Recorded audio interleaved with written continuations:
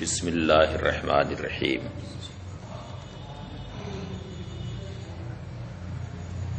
واما صدق وصف الموضوع علی ذاتہ فبالامکان عند الفارابی۔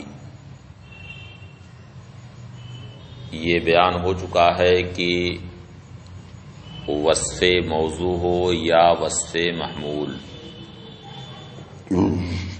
دونوں کا صدق ایک ہی ذات پر ہوتا ہے۔ جیسے کہا کہ الانسان کاتب، انسان کاتب، تو یہاں جس فرد پر یہ حکم لگایا گیا ہے اسی ذات پر وصف انسان بھی صادق آئے گا اور اسی ذات پر وصف کاتب بھی صادق آئے گا۔ تو وصف موضوع کا بھی صدق ذات موضوع ہی پر ہوتا ہے اور وصف محمول کا بھی صدق ذات موضوع ہی پر ہوتا ہے۔ اب ذات موضوع پر جو وصف موضوع کا صدق ہوتا ہے یہ صدق بالامکان معتبر ہے یا بالفعل معتبر، اس بارے میں فارابی کا مذہب یہ ہے کہ وصف موضوع کا صدق ذات موضوع پر بالامکان معتبر، جبکہ شیخ ابو علی بن سینا کا مذہب ہے کہ وصف موضوع کا صدق ذات موضوع پر صرف بالامکان کافی نہیں ہے بلکہ بالفعل ضروری ہے۔ اب مثلا کہا کہ کلو اسود قضا، یعنی ہر کالے ایسے ہوتے، تو یہاں پر اسود یہ ہے وصف موضوع، اور قضا سے جو حکم لگایا کوئی حکم لگا دیجئے کہ کالے کیسے ہوتے ہیں، کیسے ہوتے ہیں کالے؟ کوئی حکم بتائیے، کالے کیسے ہوتے ہیں؟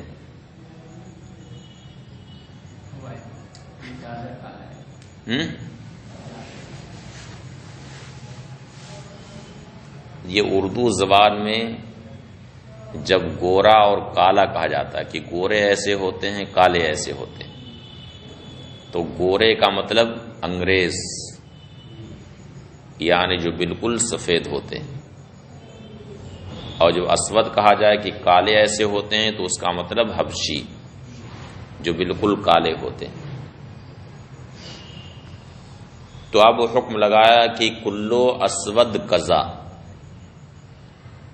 یعنی ہر کالے ایسے ہوتے، تو شیخ کے نزدیک جو بالفعل کالا ہوتا ہے، جو بالفعل کالا ہو خواہ ماضی میں یا حال میں یا مستقبل میں، اسی پر یہ حکم لگے گا۔ جبکہ فارابی کا مذہب یہ ہے کہ جس کا بھی اسود ہونا ممکن ہے سب کو یہ حکم شامل رہے گا۔ تو جہاں تک ممکن ہونے کی بات ہے تو ہر انسان کالا ہو سکتا ہے، چاہے گورا ہو یا کالا ہو، کہیں کا بھی انسان ہو کالا ہو سکتا ہے کہ نہیں؟ ہو سکتا ہے کہ نہیں؟ تو فارابی کے نزدیک یہ حکم ہر اس شخص کو شامل ہے جس کا کالا ہونا ممکن ہو، یہاں تک کہ رومیوں کو بھی یہ حکم شامل ہے جو بالکل سفید ہوتے ہیں، کیونکہ انسان ہونے کی حیثیت سے ان کا بھی کالا ہونا ممکن ہے۔ دیکھیے، واما صدق وصف المحمول علی ذاتہ فبالامکان عند الفارابی، رہا وصف موضوع کا صدق ذات موضوع پر، تو فارابی کے نزدیک یہ بالامکان ہے، حتی ان المراد عنده بجا ما امکن ان یصدق علیہ جا، یہاں تک کہ فارابی کے نزدیک جا سے مراد یہ ہے کہ جس پر بھی جا کا صادقانہ ممکن ہو، سواء کان ثابتا لہ بالفعل او مسلوبا عنہ دائما، خواہ بالفعل اس کے لیے ثابت ہو یا کبھی بھی اس کے لیے ثابت نہ ہو بلکہ ہمیشہ کے لیے اس سے سلب ہو، ہمیشہ کے لیے اس سے سلب ہو۔ اب جیسے جو انگریز ہیں، یورپین جو ہیں، وہ سفید ہی ہوتے ہیں اور سیاہی ان سے ہمیشہ کے لیے مسلوب ہے۔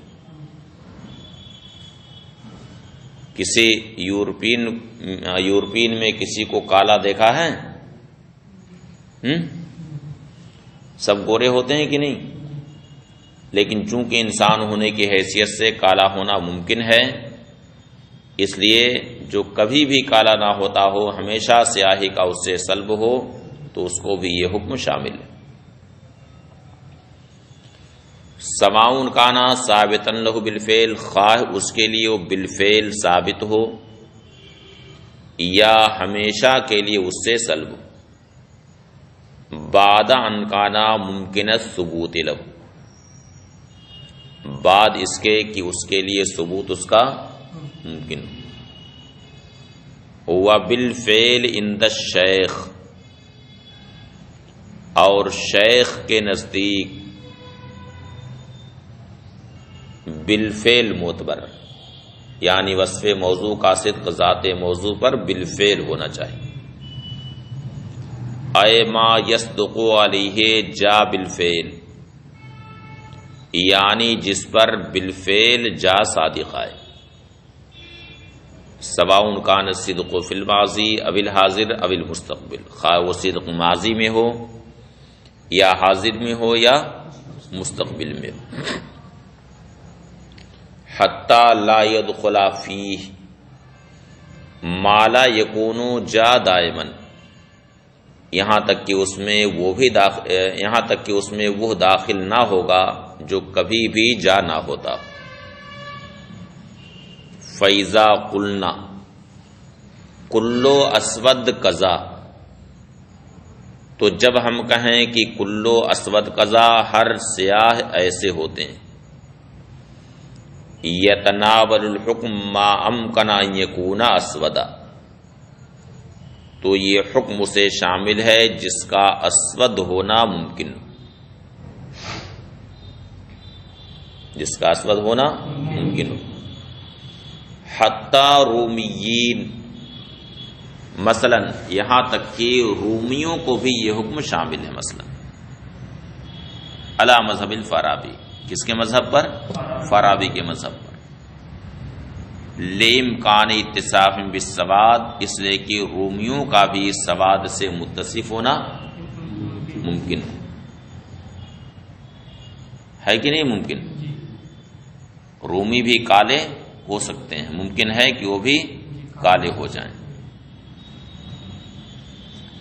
وعلی مذہب الشیخ لا یتناولہم الحکم، اور شیخ کے مذہب پر انہیں یہ حکم شامل نہیں، یعنی رومیوں کو اسود کا حکم شامل نہیں۔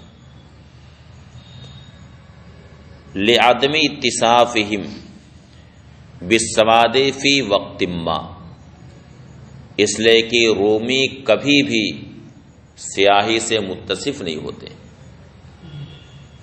کسی بھی رومی کو کالا کبھی نہیں دیکھا گیا، کسی بھی یورپ والے کو، یعنی جو اصلی یورپین ہیں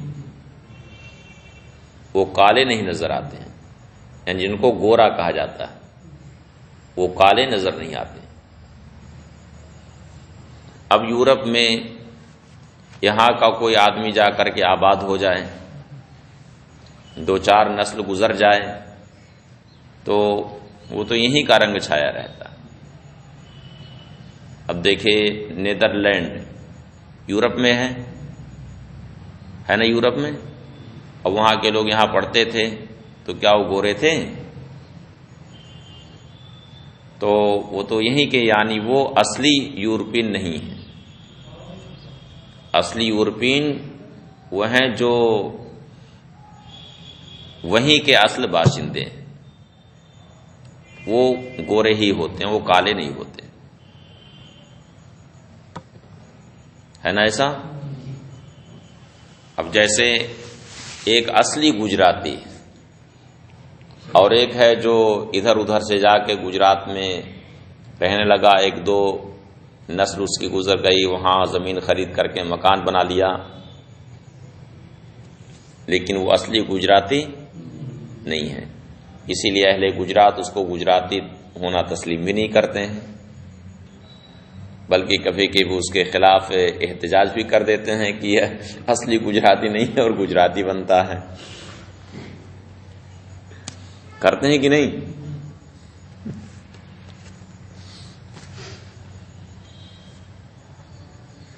وَمَذْهَبُ الشَّيْخِ أَقْرَبُ إِلَى الْعُرْفِ، تو یہ 2 مذہب ہیں، ایک فارابی کا ایک شیخ کا، تو شیخ کا مذہب یہ عرف سے زیادہ قریب ہے،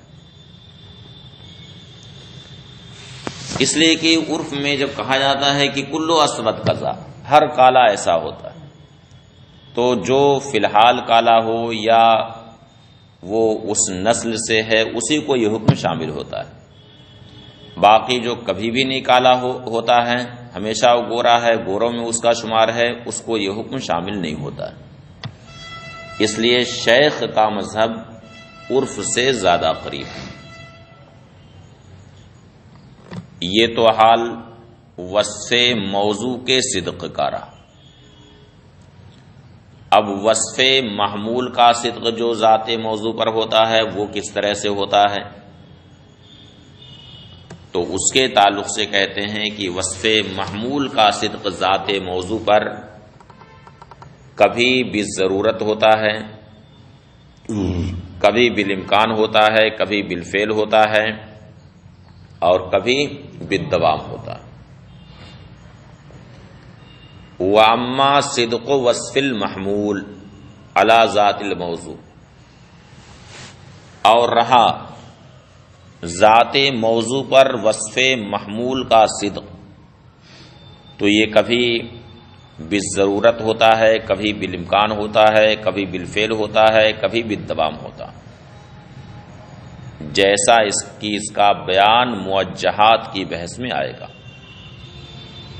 وَإِذَا تَقَرَّرَتْ هَذِهِ الْأُصُولُ، جب یہ اصول ثابت ہو گئے، فَنَقُولُ، تو اب ہم کہتے ہیں قولنا کلو جابا یعتبر تارتن بحسب الحقیقہ، یعنی کلو جابا کا اعتبار کبھی حقیقت کے لحاظ سے ہوتا ہے اور کبھی خارج کے لحاظ سے ہوتا ہے۔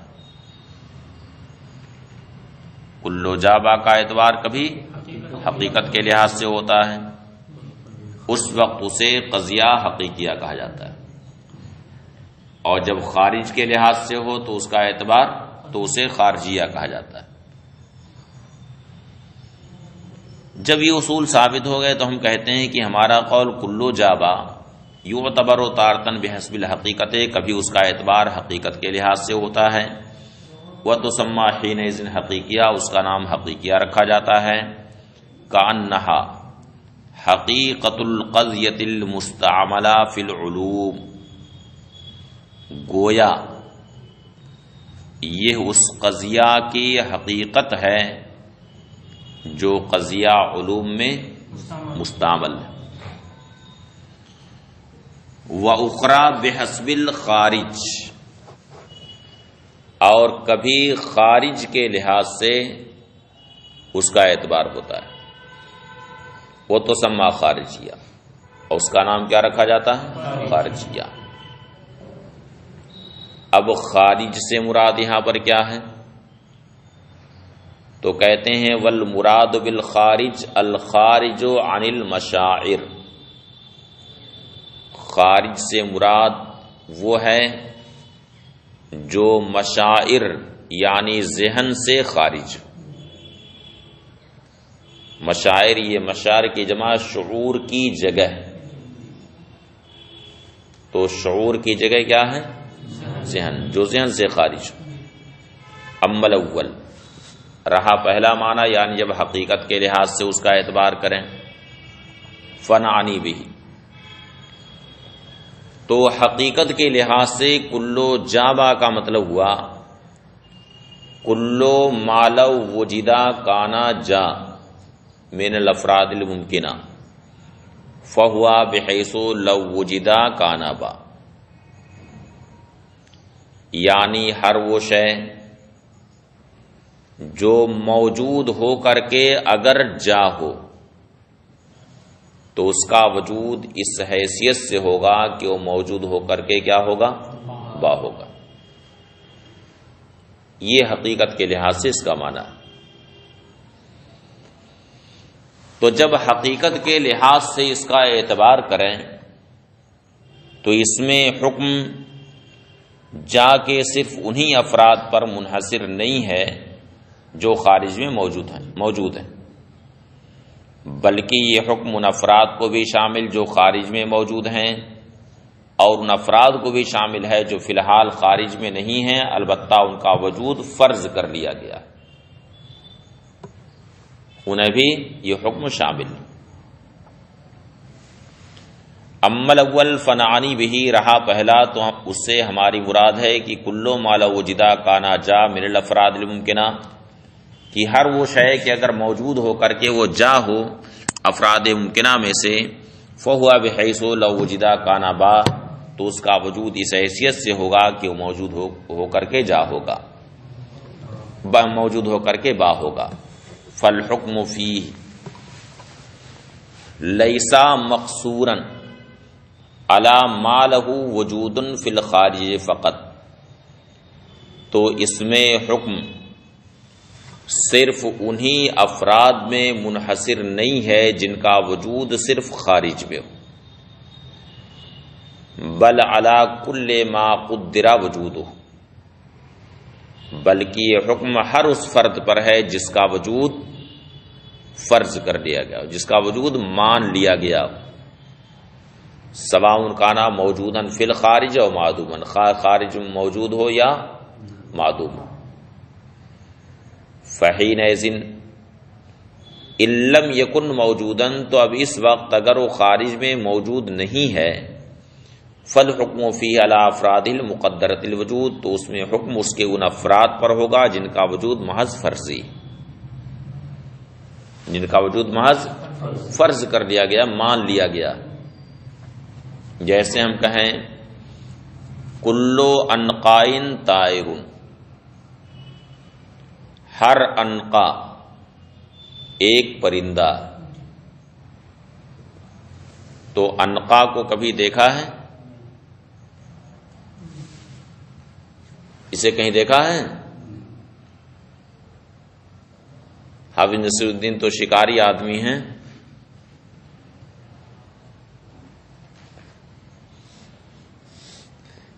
کہیں آپ نے دیکھا ہے اس کو؟ دیکھا ہو کہیں تو بتائیے، کہیں نہیں دیکھا، کیونکہ شکاری کو تو کافی معلومات رہتی نا کہ کون سی چڑیا موجود ہے، کون سی چڑیا موجود نہیں ہے، سب معلوم رہتا ہے۔ تو یہ بتا رہے ہیں کہ عنقا کو ہم نے بھی کہیں نہیں دیکھا، تو عنقا خارج میں موجود نہیں،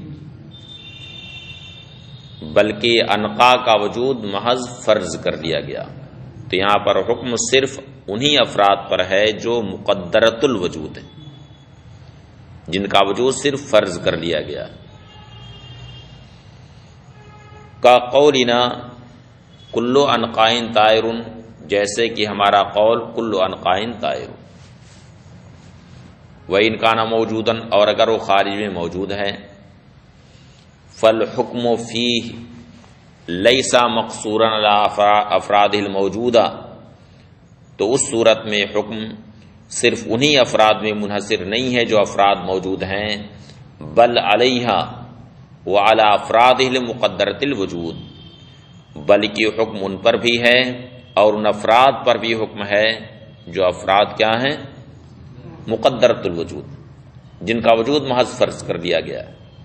جیسے کلو انسان حیوان، ہر انسان حیوان ہے، تو یہاں پر یہ حکم جس طرح سے انسان کے ان افراد پر ہے جو خارج میں موجود ہیں، اسی طرح سے یہ حکم ان افراد پر بھی ہے جو فی الحال تو خارج میں موجود نہیں ہیں بلکہ وہ مستقبل میں موجود ہوں گے اور ان کا وجود اس وقت فرض کر دیا گیا۔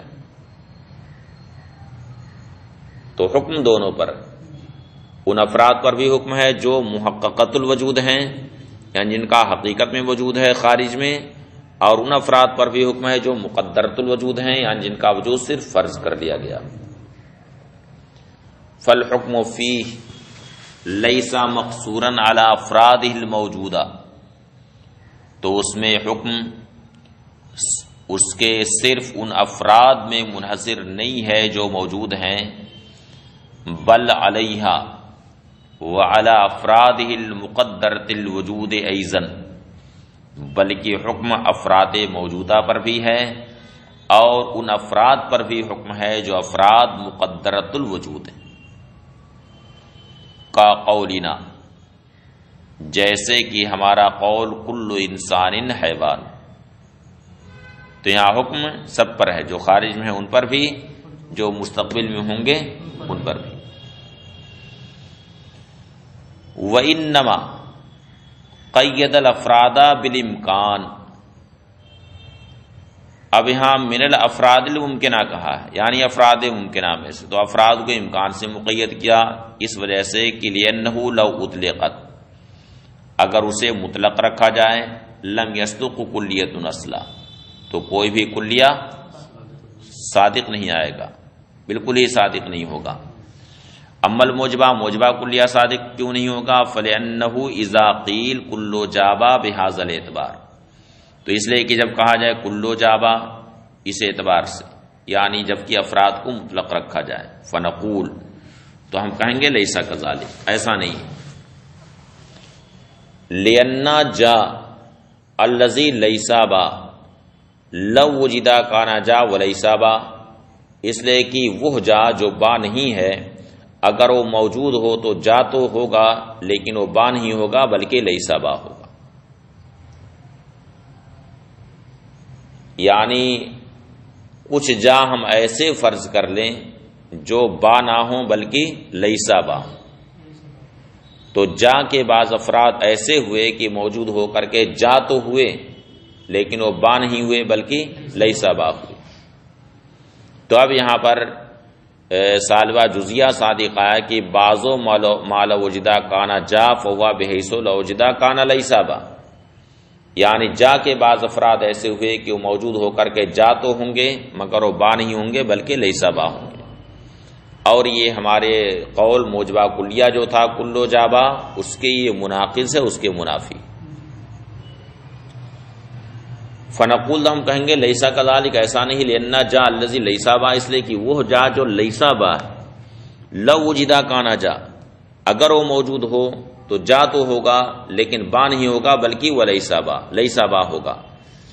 فبعض ما لو وجدہ کانا جا فهو بحیث لو وجدہ کانا لیسا با، تو اب سالبہ جزیہ یہاں پر صادق آیا کہ بعض افراد ایسے پائے گئے کہ وہ موجود ہو کر کے اگر جا ہوں تو ان کا وجود اس طور سے ہوگا کہ وہ اگر موجود ہوں تو با نہیں ہوں گے بلکہ لیسا با ہوں گے۔ فَإِنَّهُ يُنَاقِضُ قَوْلَنَا، تو یہ ہمارے قول کلو جابا کے مناقض ہے، اس کے منافی ہے اس اعتبار سے، یعنی جب کہ ہم اسے مطلق رکھیں۔